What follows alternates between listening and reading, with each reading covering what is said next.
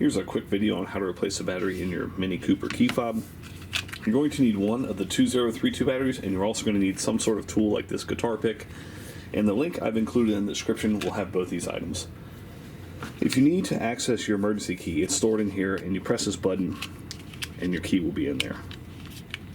If you need to replace your battery, that's on this back side here.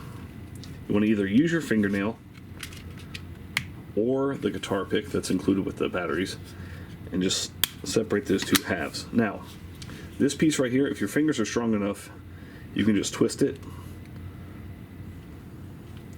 counterclockwise, or you can use your guitar pick to get in there and twist that. Take your dead battery out, place your new one positive side facing outward like so, and then you're going to want to take this piece, put it right here, and you can just use your finger to push it down and get it under these three tabs. Clip your back piece on here, and you're all set. No need to reprogram.